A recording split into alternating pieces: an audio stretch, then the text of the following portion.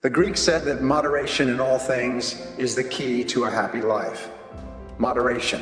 Now, sometimes people say, well, I don't have time for my family. I don't have time to exercise. I don't have time for this and time for that. Whenever you find yourself getting out of sync with regard to balance, and especially when you feel that you don't have the time, is when you most need to stop and think. So here's the question to ask. What would I do if I only had 6 months to live? If you find yourself working too hard or not spending time in your relationship, not spending time with the people you care about and who care about you, ask yourself, what would I do if I only had 6 months to live? And if what you would do is spend more time with the important people in your life, the time to start spending that time is now. So what would you do if you had 6 months to live?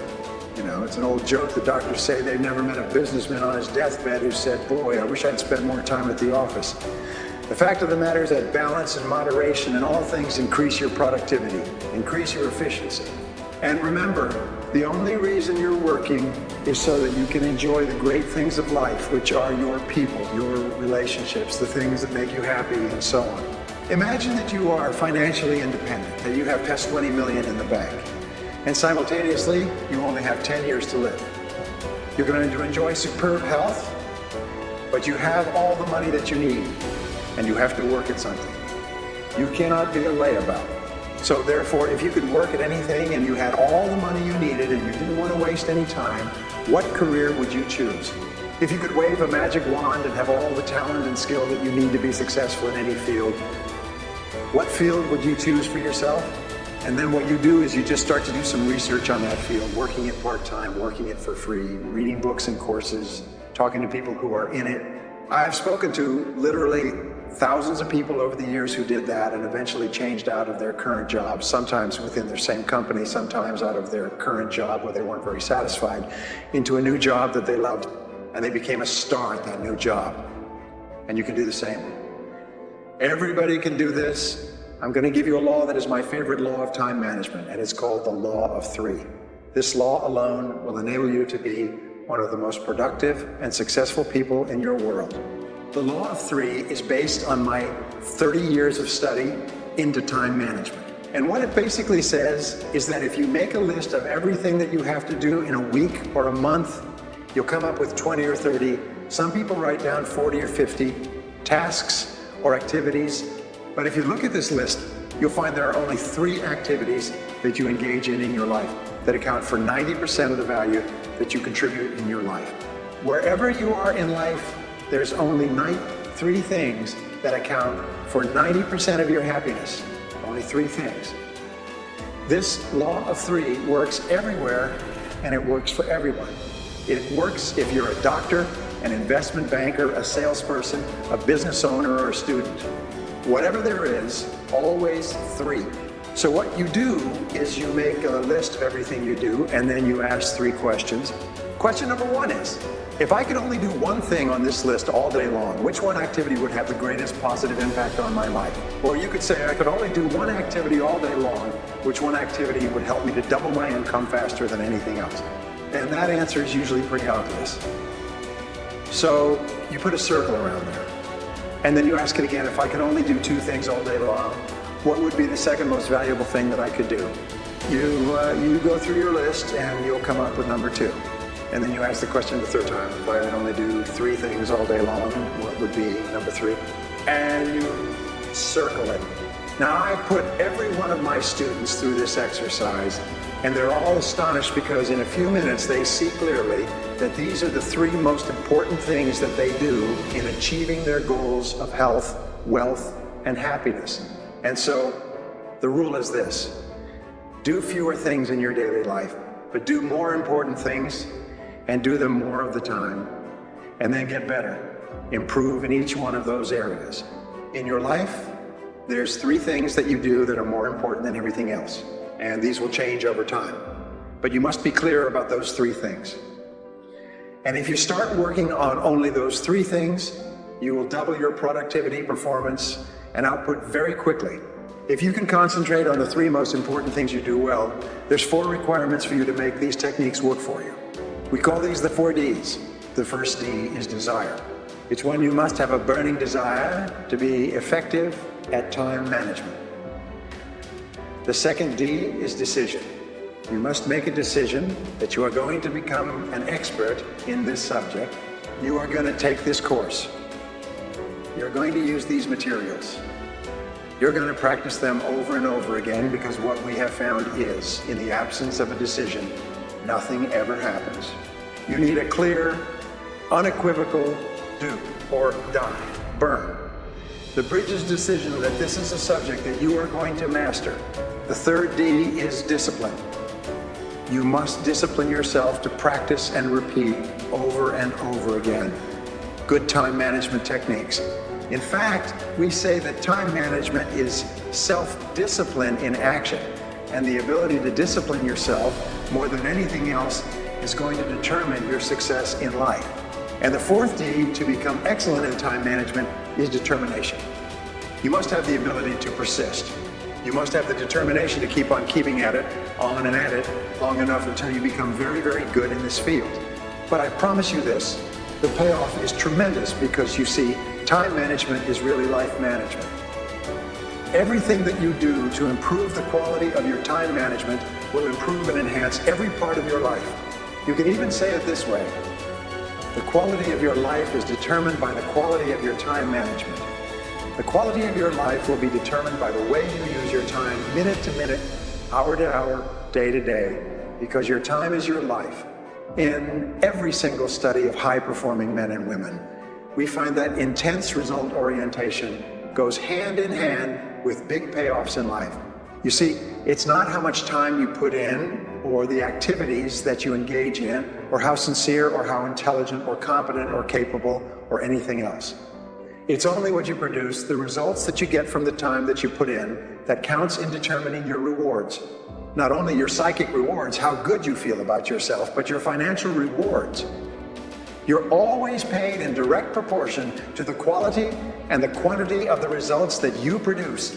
We call this the law of sowing and reaping, the law of cause and effect. The cause of everything that happens to you is your ability to get results. And the easier rewards, if you want to increase the quality and quantity of your rewards, you have to think all the time about increasing the quality and quantity of your results. Now, the second point is this: most people are very unproductive. Most people cannot do a full day's work if their life depended upon it. In fact, every study that I've ever seen suggests that the average person works at only 50% of capacity. In fact, in most work environments, about 30% of all the work time is spent in socializing, gossiping, wasting time talking, chit-chatting, hanging around the water fountain, reading the newspaper, drinking coffee, and so on. What does it mean to you? It means that the average person is working at 50% or less of capacity. There are tremendous opportunities for you if you'll do some of the things that we talk about to rapidly move ahead of other people. The starting point of getting things done is the quality of neatness. The quality of neatness means that you start with a clean desk and you end with a clean desk. You start with a clean briefcase and you end with a clean briefcase. You take the time to make sure that your entire working environment looks neat, professional, productive, and effective. Remember this: it's not just what you do, but it's the perception of other people of what you do that counts. I read a story by a self-made millionaire who said that he built 5 successful companies, and one of their critical rules was that every single person kept a clean desk. Now, the fourth key in getting things done is the importance of focus. Focus, which leads to clarity, and we talk about this over and over again. Focus means that you're absolutely clear about what you're trying to accomplish. Focus means that you're absolutely clear about your key result areas and why you're on the payroll. We say that fuzzy focus leads to fuzzy results. Clear focus leads to clear results. And this means that you take the time to think. You take the time to think through: why am I on the payroll? What have I been hired to accomplish? What are my key result areas? What are my core functions? What are the 20% of the things that I do that account for 80% of my results? And so on. So the starting point in getting things done is focus and clarity. I call this it's like adjusting the camera all the time. So you keep your focus very, very clear. Well, the next key principle is concentration. Concentration is what you do is once you've decided on the most important idea to achieve your most important goal, then you have to concentrate single-mindedly on one thing until it's complete. If Bill Gates and Warren Buffett, the richest man in the world and the third richest man, were at a dinner party at Bill Gates' home last year, and there were about 100 guests standing around at the reception, drinking wine, and so on. These three men, Bill Gates, Warren Buffett, and Bill Gates' father, are good friends, and they were standing and talking. One of the other guests came up and said, "Excuse me, gentlemen, you are three of the most important people in the world. What would you say is the most important key to success today?" And they stopped talking, and they all turned, and they said, "Focus. Focus is the most important quality for success today." We're so surrounded by so many distractions of so many kinds that the ability to focus is more important for success than any other quality. Now, I developed a philosophy when I was young and broke, and the philosophy was that if rich, successful people tell you to do something, you should do it. If they tell you that this is a key to their success, then you should at least practice it for a while to see if it applies to you. What I have learned, and what I learned coaching my clients, my business owners, is I taught them how to focus. I taught them how to select specific goals and activities in each area of their life and how to focus like a laser beam on one goal at a time. If you can do that, you can conquer the world. Now, concentration is, in reality, where all the work and time management leads us to. It is the ability to concentrate 100% on one thing, setting priorities, the most important thing, and to stay with that single task until it's finished. Concentration means moving forward in a straight line toward the goals and objectives that you've clearly identified. It means concentrating without diversion or distraction. Focus and concentration, I believe, in 25 years of research, are the reasons for success and happiness in life. The reasons for a lack of success and unhappiness are a lack of focus, a lack of concentration. I have found the most important time management or personal productivity principle of all, and it is this. Make a list of everything you do in the morning before you start work, and then select the one item on that list that's more important than any others in terms of potential consequences, and then start on that one task and work on it 100% of the time until it's complete. Now, if you can do that, you can double and triple your productivity, become one of the highest paid and most respected people in your world. Select your most important task. Start on it immediately. Work on it 100% of the time until it's complete, because here's what I discovered in 30 years of studying and writing books on time management. Task completion is the key to success. It is not tasks that you work on, but it's only the tasks that you complete. If you're a student, it's completing your assignments and your reports. If you're a salesperson, it's completing the sales. If you're a business person, it's completing different transactions. Everything in life is completing tasks. Now, here's a wonderful payoff. When you complete an important task, it gives you an increased sense of self-esteem and personal power. Your self-confidence goes up. You get more energy and more ideas. You feel happy about yourself. Whenever you complete a task, your brain gives you a rush of endorphins, and endorphins make you happy, more alert, and more creative. They strengthen your immune system so that you're never sick. So you'll find that what successful people do is they're always starting and completing tasks, and especially they start and complete them on time. Now, what does this require? It requires our old friend and enemy, self-discipline. Now, what we know about task completion is that not only is it the key to the future, not only is it the key to getting more and greater and better opportunities, but important task completion, doing something that's important to you and carrying it through and finishing it 100% at the end is a source of energy, enthusiasm, and high self-esteem.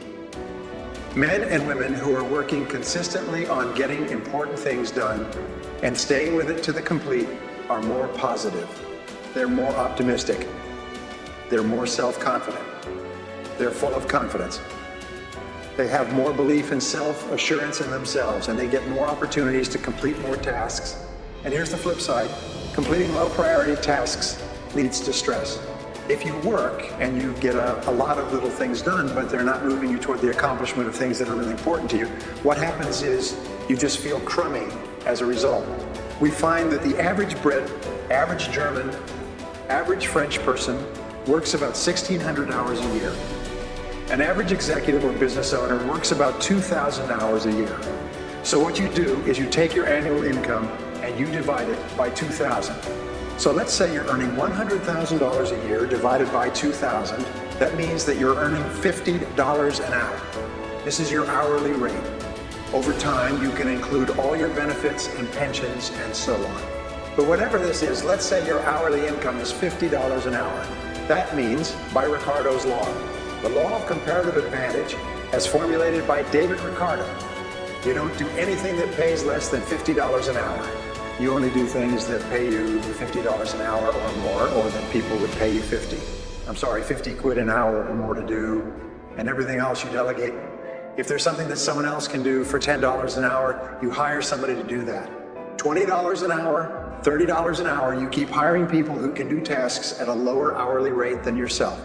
Now here's the great discovery, and this can be life-changing. I call it the law of three. The law of three says that no matter how many things you do, how many tasks you do in a week or a month, and it's usually 20 or 30, three of those tasks account for 90% of your value. Only three. You make a list of all of your tasks, and I do this with my business owners, and I have them go through this, and they're astonished. They double their income within 30 days because I ask them the three magic questions. Magic question number one. If you could only do one thing on this list, one task on this list all day long, which one task would have the greatest positive impact on your career? Which one task? Well, it'll usually pop. It'll jump out at you. So you put a circle around it. Then you say, if you could only do two things all day long, which would be number two, and you put a circle around that. If you could only do three things all day long, which would be number three, put a circle around that. And suddenly, it's almost like all these other tasks fade. Again, like in a camera shot in a movie, a fade, and those three tasks are sitting there like those three magic tabs. And you realize, oh my God, those are the big three. Everything else is secondary. Everything else can be done by someone else or done later, or not done at all. And then you focus on the three. So here's the rule for doubling your income, and doubling it again, and I'll repeat it again. Do fewer things, but do more important things, and do them more often, and get better at them. Repeat. Do fewer things, the big three. Do more important things, do more of them, spend more of your day working on those three tasks, and then get better at those tasks so you can get more done faster at a higher level of quality. If you will practice the law of three, you'll transform your life. If you combine that with the eat the frog and work on your most important task, the one that can contribute the most value, and you can do that until it becomes a habit, just automatic. You get up in the morning and you just start working on your most important task, and you say, no, I don't do that. I don't do little tasks. Those are not my job. People say, what about this? What about that? I said, excuse me, I'm management, my labor. I do management tasks. I do my big three labor. Does all this other thing? So you, person who's watching this right now, is your management on labor. Think of yourself as management and do your three tasks. If you can do that until it becomes a habit, you're going to conquer the world. All of us over the course of our lives want to develop character, and character has been defined several ways. One definition I like is that character is the ability to follow through on a resolution after the enthusiasm with which the resolution was made has passed. So taking this course, by the way, you'll make a lot of decisions and commitments and resolutions. The true measure of character is whether or not you have the capacity to follow through. Character, in effect, is self-discipline in action. Character is self-discipline in action. You can tell how much character you have by how willing you are to discipline yourself to make the sacrifices that are necessary in the short term to have a great life in the long term.